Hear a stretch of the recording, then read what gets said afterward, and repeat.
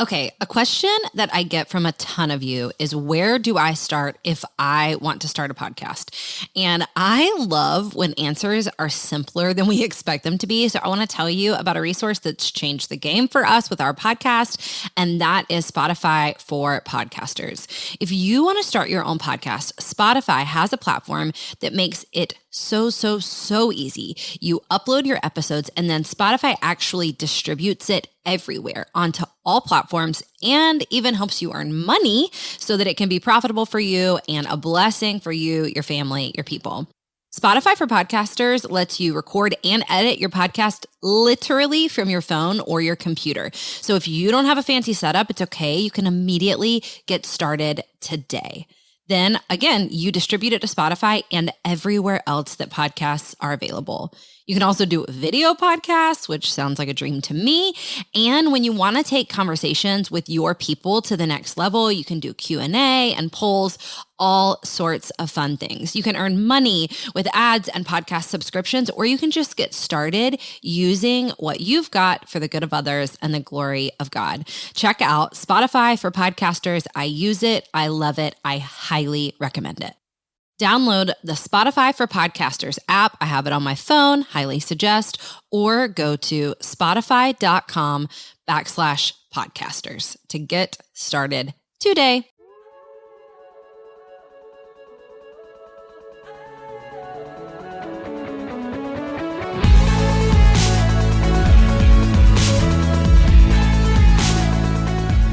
Hey friends, you're listening to the Go and Tell Gals podcast, and I'm your host, Jess Conlon. In most of our episodes, we'll have a guest, a woman who is running on mission right where she's at. We pray this podcast leaves you encouraged and spurred on to go and tell the good news.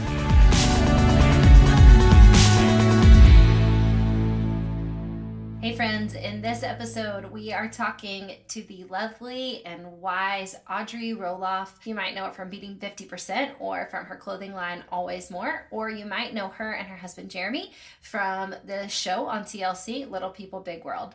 We talk about marriage, we talk about mission, we talk about finding the common thread. If you are in several different areas of mission, or if you have multiple passions, and I know you will be encouraged by this wise and wonderful and strong woman of God.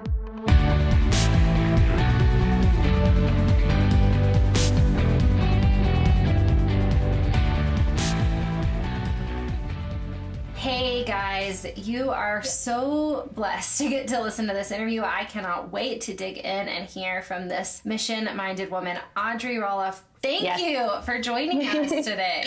Yes, thank you so much for having me. This is going to be so fun. I'm so glad that we get to connect here too. It's just awesome. Same. Okay, you've got your hands in a lot of different areas. You've got your irons in a bunch of different fires. Will you just give us a snippet? What I see the connecting piece is you are a very mission-minded woman. You are going after what God's called you to. But what does that look like? What does life look like right now? Yeah, you say that and I'm like, yep, got my hand in too many buckets. It's become more of a problem than it is like an achievement. But yes, we are doing a lot of things for listeners listening. Like probably the most common way that people would know of me or who I am. My husband grew up on a reality television show called Little People, Big World. And we did that, our wedding was on the show and all of that.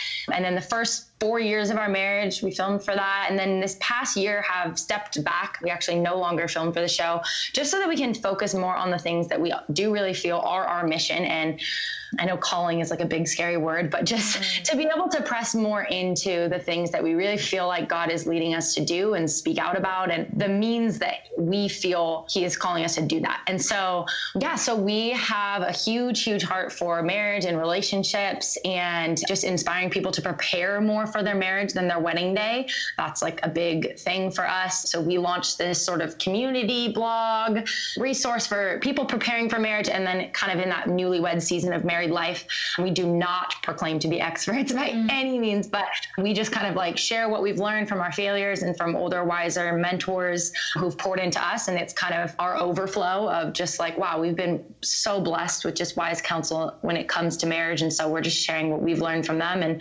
then our own failures. So that resource is called Beating 50%. It's a blog, and we've created some other resources from that. And then we also have a clothing line based on my sort of life mission and mantra, which is always more.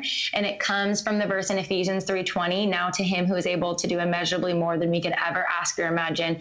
And it started as a motivational running reminder. I was a collegiate distance runner.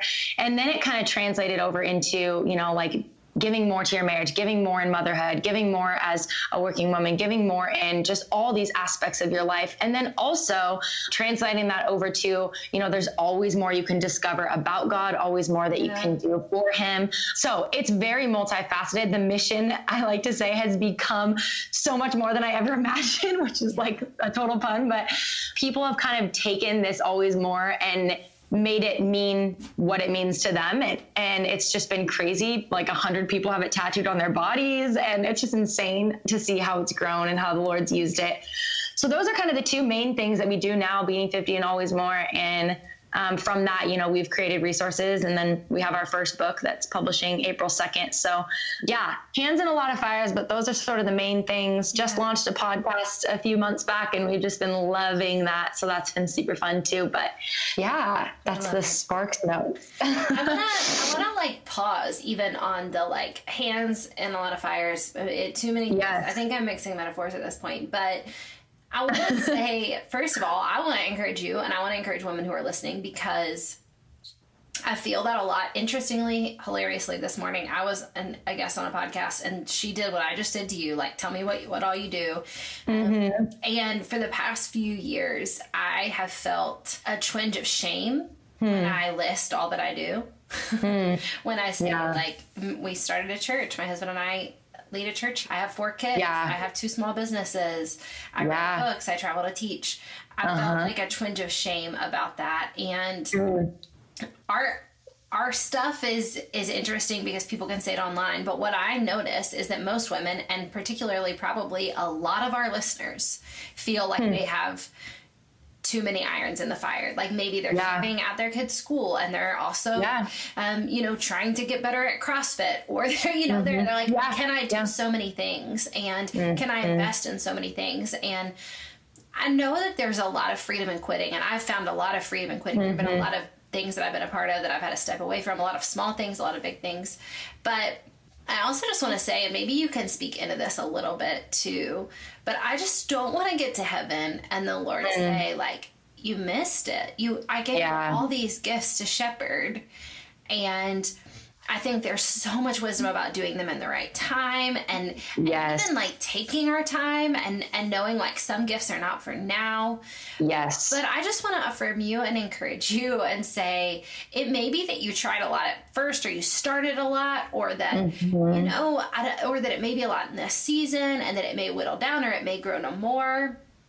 And I want to encourage our listeners, too, to just know, stewarding what you've been given, even if from the outside it looks like just too much, is between you and the Lord, right? Yeah, totally. No, that's amazing and resonates on so many levels.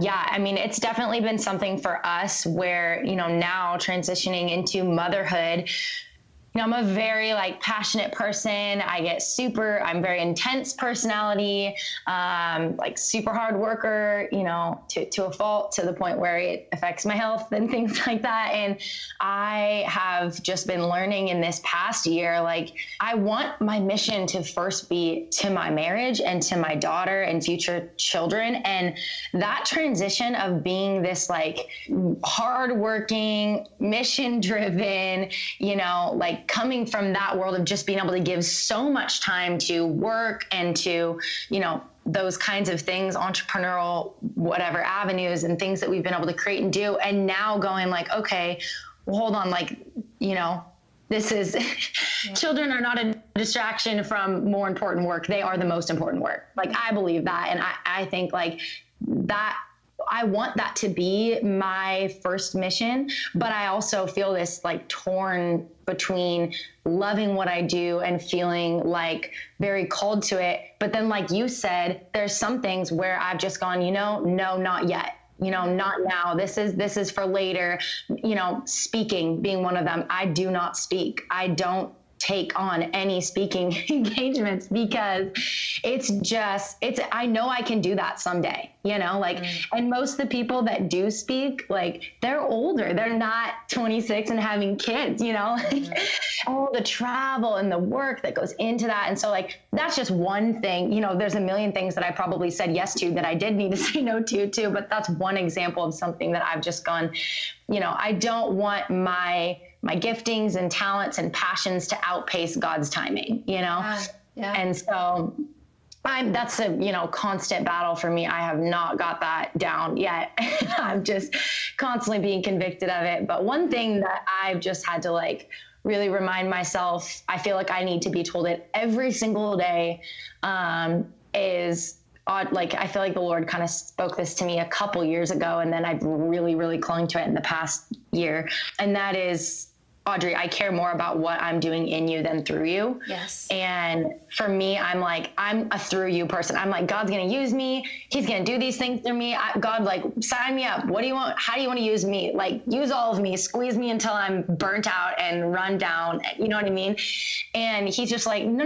Like, I want to do some things in you, and I want you to just spend time with me and not be so focused on, all of those things that you feel like you're doing for me, but like the best thing you can do for me is just abide, which is my word for 2019. Like, just be with me, And so that's kind of where I'm at right now in our season of life. So I love that.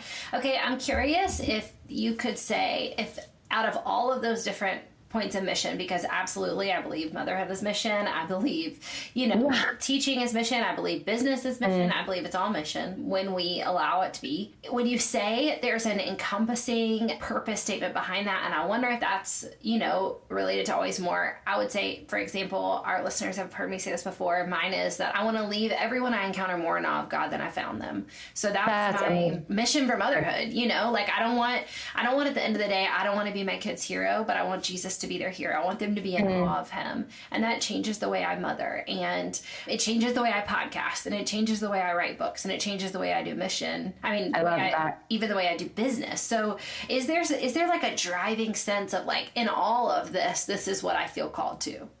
Yeah, I love that. I love in awe. That's amazing. I love that so much. Yeah. So for us, I'll be honest, we have been trying to figure out what that is for years. Yeah. And it's because we're very multi-passioned. Yeah. And really and truly, we have written down, this is going to be our mission statement. This translates from Beating 50 to Always More to Teaching Bar 3 to parenting to what, it translates to all of the things.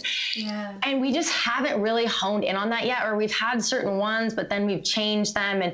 But I will say at the beginning of this year, Jeremy and I went on a marriage retreat, just us and our premarital counselors, and kind of like, I won't get too into it, but we made our marriage mission statement, which is really like kind of our together, we work together, and it sort of is our work mission statement too, I guess, but it's just a little bit more marriage focused. And we've never had that before. And it was really cool to just like sit and think about what that would be and have the time and space carved out to do that. And so it's a working mission statement, but I'll just redo what we do have, which is we want our marriage to be a creative representation of the love of Christ that is refreshing, inviting, and igniting. And we want to inspire our generation to be intentional with their time, work, words, home, and relationships. And so that's kind of wordy. And like, like I said, it's a work in progress. But I think for us, the words that we're really clinging to are refreshing and inviting and igniting. Like, we want to be a breath of fresh air to people. We want to be relatable. We want to be in all the things that we do, all the things we write and say. We also want to be an invitation to like, hey, come as you are, like we want to be an invitation. We want our home to be an invitation. We want our marriage to be an invitation. But then we also want to ignite people. Like, we want to ignite change. We want to inspire people to be more intentional with their lives. So I don't know, like I said, it's a work in progress, but I guess that does fall sort of into our work aspects. I will say, like, the mission statement with with Always More is just inspiring women to always believe in the more that is within them through Christ. Like that's always been kind of the mission statement for that. That's been super clear. But in terms of like an overall broad one, you know, the marriage one has just been something that we've sort of crafted in the past few weeks, last month. But it's been super helpful. just in having that in the past few weeks has been really helpful. So yeah, that's kind of where we're at. Okay, I want to ask a specific question about your book, and I've never asked anyone else this question, and so we'll see how it goes. Well, here's the deal. I love my husband. I love working alongside my husband. People who have listened to the podcast before may know we put on an episode together a few months ago that was just my favorite episode to record. We work really closely beside each other. And we've been married for 14 years. We're in a season of just extreme fruit after about 5 to 8 years of extreme pain. Wow. So I shouldn't even say extreme fruit. I would just say, because what we're living in might not be what the world calls fruit, but specifically with one another, the trust and the joy that we have working together, we didn't always have. And that was really painful to walk through, but now we're in this different season. And I've never asked anyone else this question, and you're the perfect person to ask it, but especially in light of the message of the book, how do you handle the kind of interesting shame and heaviness that comes from sharing the joy of your marriage? Because that is the thing. Yeah. You mean like, you know, oh, you're just sharing all the good parts and glossing over bad part, like that kind of a response? That piece, the response that is that I just feel like often, sometimes I don't know how to say, like, y'all, it's really good. Like, it's been really hard, but it's really good. And so sometimes there's the shame of like, well, mine isn't good, so you shouldn't talk about it. Yes. Or, okay. Yeah. Or like, you must be hiding something. Or why do you want to tell people? And for me, so much of it is it's just really redemptive. Like, it was really bad, and now it's so much better. I speak to that, and even like working together and writing together. How has that been to process? That's a huge part of the reason why we even started Beating 50 was because when we got engaged, we had so many people that were like, you know, not close friends and family, but like, you know, acquaintances and random and strangers and people on the internet just being like, oh boy, buckle up, get ready to lose your freedom. You know, marriage is so hard. And no one really like encouraged us that marriage is amazing. And like you said, fruitful and a beautiful representation of God's love, and like just all these things. Like, people were not being encouraging in that way, really. So sort of our response to that was Beating 50%, because we were like, well, hold on, like, we're not just going to share the good parts and say like, oh, marriage is just like joyful and amazing, and not talk about the challenges, but just to be more careful with our words, because our generation is not getting married because they're afraid, because all anyone ever tells them is it doesn't work, it's hard, it's gonna fail, you know, trust issue, whatever. And I just, for Jared and I, like, we just felt like, you know what, we want to be a different voice in that. We want to be the voice that's like encouraging people about like how amazing it is and can be when you're doing it and preparing for it in a godly way. And I think like for us, that's been something that we definitely have been shamed on. Like, oh, you know, you guys are always just sharing like blah, blah, blah. But like, we've really tried to be super honest and vulnerable. And we definitely are in our book about the challenges that we've been through. But we try to use the word challenges and not like, it's so hard. You know what I mean? Like, because a challenge to me, and I'm an 8 on the Enneagram, is an exciting thing. I'm like, oh, it's a challenge. Like, yes, let's get past it. Whereas hard is kind of like, oh, I don't know. And I want to give up or whatever. And so I think for us, like, the same is true for me with motherhood. I think like since being a mom, there's been this like, motherhood is so hard, and motherhood is, our generation, same thing again. Like, people don't want to have kids, or they want to have kids later because it's so hard, you know? And it's like, well, hold on, let's talk more about like how amazing it is, you know? And like, it's totally a perspective thing. Like, you have to have a good attitude about it and really have like, you know, a godly perspective of what motherhood is and what marriage is. But I've tried to do that with motherhood too. Like, you know what, here's the challenges I've had as a new mom. I'm real honest about those. Yeah. But also, like, here is the beauty that has come from it. Here's what I loved about it. Here's the joy. Here's the fruit.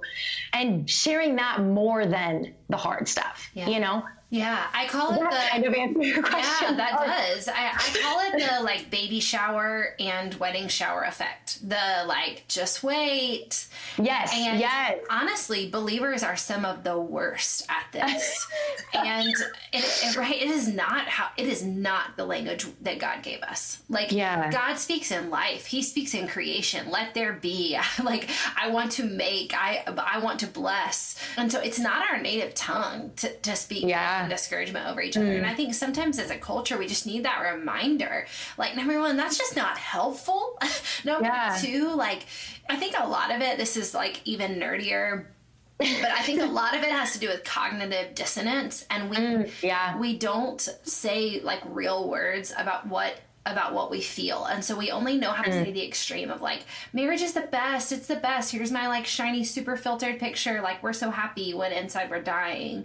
Or we only know how to say, oh, this is the worst. You're going to lose all your freedom. But truth and reality is so much more nuanced than that. And we have to use real words. And the cognitive dissonance comes in because when we use such extreme language, we don't believe ourselves anymore. And then we don't believe God anymore.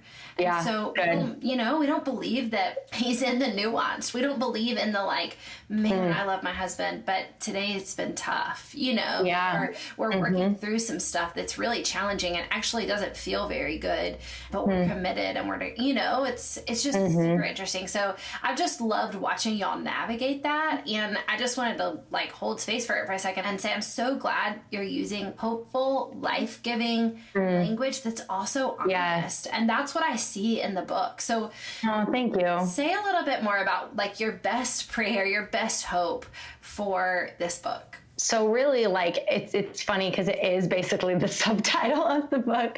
But I mean, we hope that it is an inspiration, a resource, and a tool to help people pursue creatively, date intentionally, and love faithfully. And wherever they're at in their love story, date intentionally if they're married 20 years or date intentionally if they're single and dating, you know what I mean? And pursue creatively in the courting phase and pursue creatively in the 25 years married phase, and to love faithfully when you're single and to love faithfully, So I think like this book, a lot of it is our journey from our first date to our wedding day. And we kind of flash back and forth into marriage a little bit too.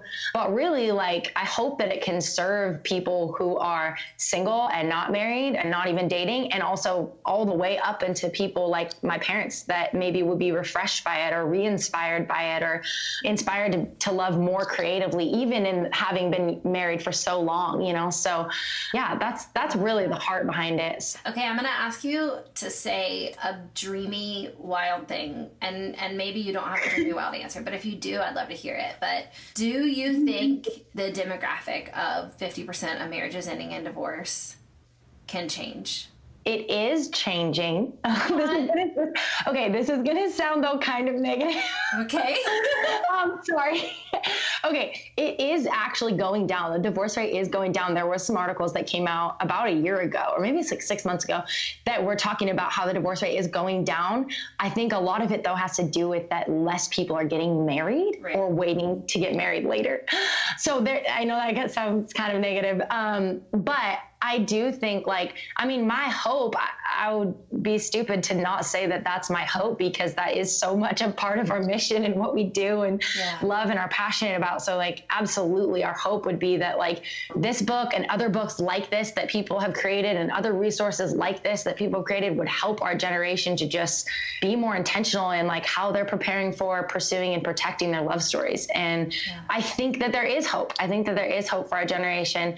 I think that there is a lot more tools out there and resources for people to cling to or find or discover if they want to, I think a lot of it is just we need to stay humble and believe that we can always keep learning about, more ways to do that. So, which you guys do so well. And I want to say, I don't know, maybe I mean, I'm sure there are sad pieces of people not getting married as quickly and maybe not getting married as often, but I'm blessed by the cultural shift in the church that is telling specifically single women, like, your purpose is not to get married. And even the lie of like motherhood being, you know, the chief calling, like, that's not scriptural. A lot of people would speak that and say, like, you know, I mean, obviously the best thing you can do. That sounds, it's starting to sound crazy to us, but 20 years ago, that was preached from pulpits. Genuinely. And there were women, you know, just 5 years older than me and 10 years older than me that would preach that as truth, as gospel truth, when it's physically not in scripture anywhere. When biblically we see not only moms ministering alongside Jesus, but we see single women investing in the ministry of Jesus and following him and ministering alongside of him, not just Jesus, but also in the Old Testament. And so I'm not super discouraged. I got married super young. Nick and I got married. I was 20 on the day of our wedding. And awesome. Yeah, and I'm so grateful. I'm so glad God wrote our story that way. But I'm at the like devastating point in life where the friends who got married, you know, the summer they got married and the summer after, and all these friends that we kind of grew up with and walked through young adulthood with, 50% of them are divorced. And it's sad. And maybe if not 50%, you know, maybe 30. And it's so discouraging to see friends that were like your closest friends and that you kind of started this whole thing with wide eyes and lots of expectation, you know, seeing them not be married anymore is devastating. And so as I'm now ministering to women in their 20s, in their early 20s, in their mid 20s, late 20s, early 30s, seeing them say like, my main goal in life is to run hard after God and to make disciples. And if God believes that it's best for me to do that alongside a man, then I will do that. I'm so encouraged by that. By that cultural shift when it's mission minded and when it's out to glorify God. So I just want to speak that. It's good. It's good.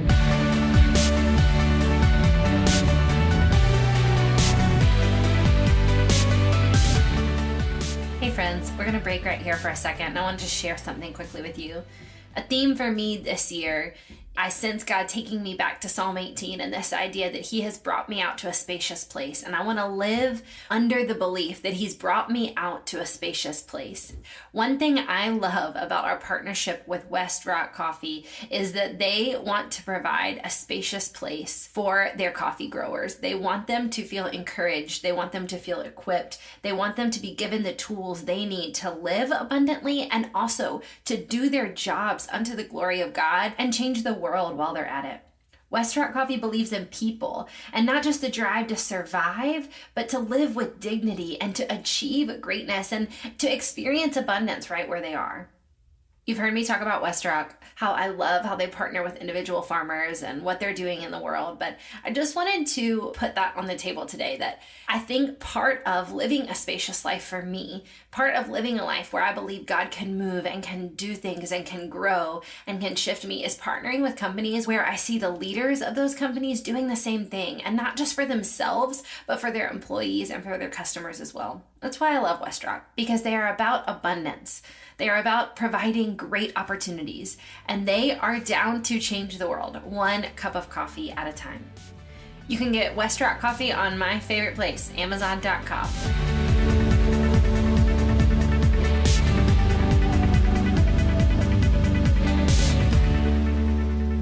I'm so excited for this book. You guys, it comes out on April 2nd. You can get it on Amazon or anywhere books are sold. I'm so grateful that you say that you want to see the 50% change. And I hope that all our women listening know that whatever mission God has given them, they can say wild, dreamy things and believe in his restoration and his work and hope in his power through those things. So anything else you just want to share with women who are trying to use what they've been given for the glory of God and the good of others?